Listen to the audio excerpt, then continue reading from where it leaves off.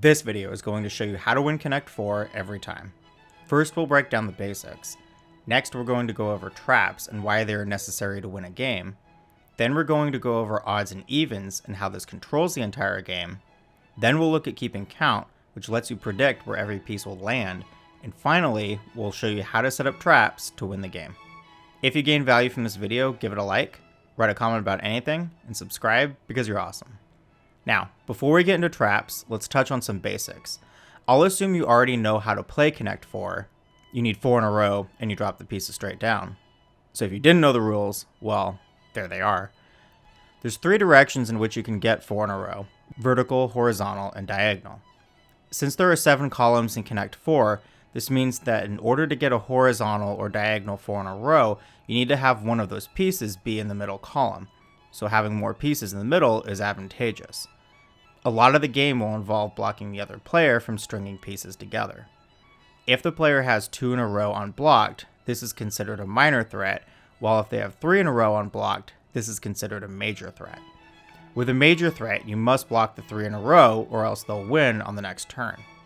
With a minor threat, you don't have to immediately block, but you could also be threatened if another piece makes its way into the row. If you're paying attention, you should always be able to stop a major threat by blocking the 4th piece. That is, unless if you have set up a trap. What is a trap? Let's look at perhaps the most simple trap possible. Let's say you're red. Yellow goes first and in the middle. You put your piece here, then yellow goes here. You play on top of them in the middle row, then yellow places their 3rd piece here. Now you're in a dilemma. If you block on the left, they can play on the right. And if you block on the right, they can play on the left. You've been forced into an ultimatum where you can't possibly win. This is a trap. Let's look at a more complex trap called a 7. Your pieces form this shape that looks like a 7. When you play here, the other player is forced to block you here, but their blocking piece now allows you to get your win on top of it. The same scenario could be achieved from 2 rows of 3 stacked on top of each other. This trap is brought about by the turn-taking nature of the game. Since each player has to play one at a time, if you can get back-to-back major threats, it means the defending player will be forced to block the first threat, while the trapping player can capitalize on the second threat. This is brought about by the odds and evens nature of the game. In a game, there will always be an odd player and an even player. The odd player is who went first, and the even player is who went second.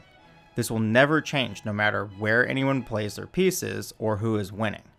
Since the game will involve exactly 42 moves, 21 by each player, we know that if yellow goes first, red will go last. Let's imagine we fill up the entire board except for 1 row that no one wants to touch. That is because both red and yellow have a trap set up for row 2. Whoever plays first in this column will lose, as the next player will play and land in row 2, completing their 4 in a row. Who wins the game, red or yellow? Actually, we don't know which color will win, but we do know that the even player will win. If we count back from the top of the column, we know that the even player will play last and would end up with row 6, then the odd player row 5, even row 4, odd row 3, and then even row 2. With this setup, there is no other possible winner, and because of this, it can be very advantageous for the even player to set threats on even rows, and the odd player to set threats on odd rows, since if you go vice versa, your threats will just become blocked. However, keeping track of what's even and what's odd isn't always so clear-cut. Take for example this board with 2 columns of 5 remaining. This threat sits on row 3, so is the threat an even threat or an odd threat? Since there are 10 remaining spots, it means it's odd's turn. Odd has to play on row 2, the even row.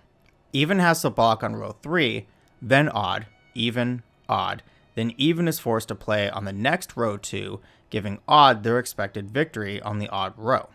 The last column has to conform to the evens and odds methodology, but not every column leading up to it needs to. This is where we need to keep count. Keeping count simply involves having an understanding of how the game will develop, working backwards from the end, so that you can know when a column will be played by the even or the odd player. Now, a quick note about this section. You probably won't need to get into this level of detail to beat your cousin at Christmas. However, if you can't figure out why that 1000 IQ robot seems to know exactly where to go every time, this section is for you. Now, in order to understand how all of this works, we need to understand an underlying property of odds and evens. If you have an even amount of evens, you will get an even number. If you have an even amount of odds, you will also get an even number. If you have an odd amount of evens, again, you'll get an even number. But if you have an odd amount of odds, you will get an odd number. If you combine any amount of evens and odds where there are an odd amount of odds, you will get an odd. Now, we know already that Connect 4 has an even number of turns in 42. But does it really?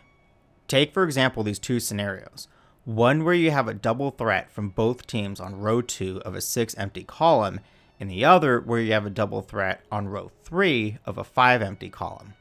Both have the exact same direct impact.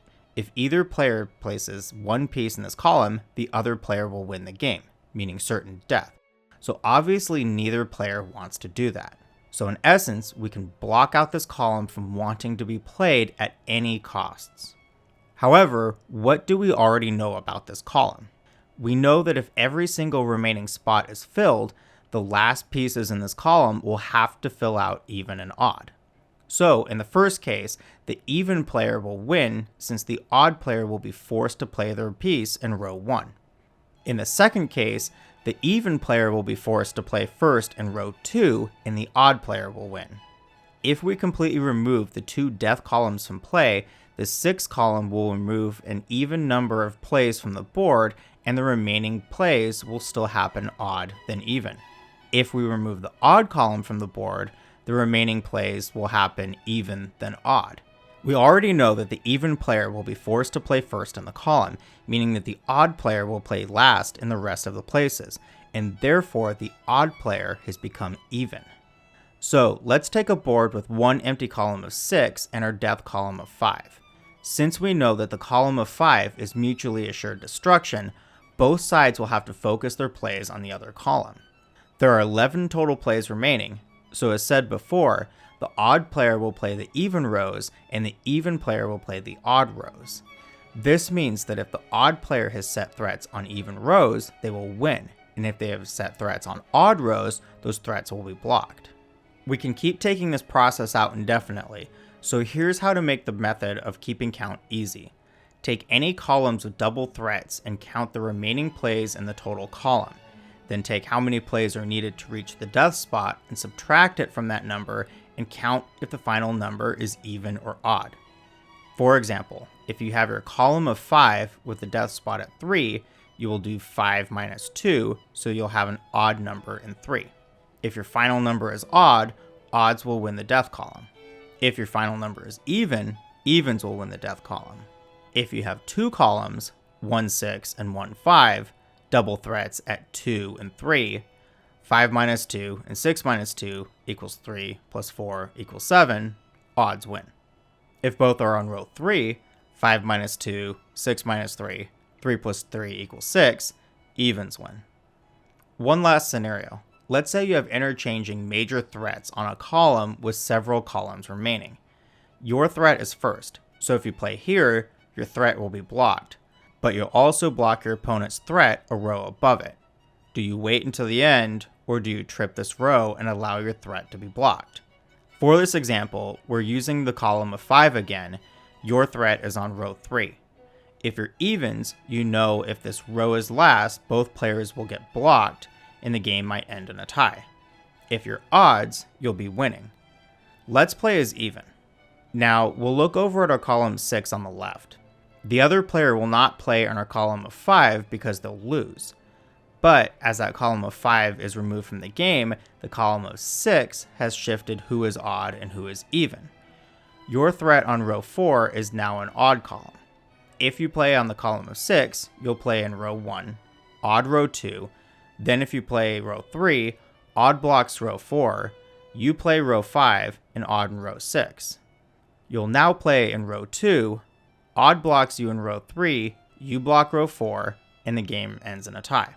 However, if we backtrack, instead of playing in the column of 6, we play in the column of 5, odd blocks you on row 3, you block row 4, Odd plays row 5, you finish row 6. Odd now plays row 1, you play row 2, Odd plays row 3, and you win on row 4. This is how you can change who is the odd or even player in certain columns based off of the order in which you play your pieces. However, how do we set ourselves up in these situations in the first place? In order to win Connect 4, we need to set up traps. When setting up traps, we're going to assume your opponent is paying attention, so they're going to block you when there's a major threat and will probably be getting in your way along the course of the game. You can also catch your opponent off guard if they haven't paid attention to an open minor threat. Just like the first trap of the video, when you have 2 in a row, either horizontally or diagonally, where 5 straight pieces can be played, the other player needs to block one of those 5 spots, or you can force a win by playing 3 in a row with nothing blocking on either side. Assuming your opponent is paying attention, your traps will need to be a little more sophisticated. There are 2 ultimate goals when setting traps. The first involves setting a trap where the other player has nowhere else to go on the board other than boosting your 4 in a row, which, in this case, as discussed in odds and evens, you want to have your rows correspond with your starting order. The other involves forcing a block, which can be done by having 2 major threats vertically on top of each other or by having 2 directions in which your play can fill a row. The aforementioned 7 setup involves a scenario where you have 2 major threats vertically on top of each other. A great way to give yourself the most opportunities to set up traps is to try and get as many pieces in the middle of the board as possible while also zigzagging your pieces to create diagonal possibilities. Diagonals go a long way. You can quickly turn someone's row into a double threat possibility by creating a diagonal row. You can also press people into playing where you want by making minor threats. Back to the 7 setup, let's say you go first. Your opponent plays on top of you, and then you play on top of them. They decide to play next to you. You can put your piece on top of theirs, creating a minor threat possibility. If they go to block that, you can put your piece on top of your piece. If they go anywhere other than the middle, you can play in the middle, giving another minor threat. If they stop the minor threat, you can play on top of that and you've created your 7. A great way to take control of the game is to string pieces together in the middle, then force your opponent to make blocks on the edges or above, while on your turn you place more pieces in the middle. Again, the edges can't work without the middle, so you can get your opponent wasting a lot of their turns doing this.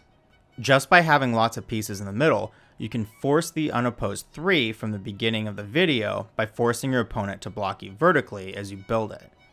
Even if a major threat isn't ready to be finished yet, setting them up can make the board more dangerous for your opponent, such as this diagonal where the end is unfinished, but when you place your 3rd piece in your column, your opponent has to block it, and then you place your 4th piece on top of their piece to get the win.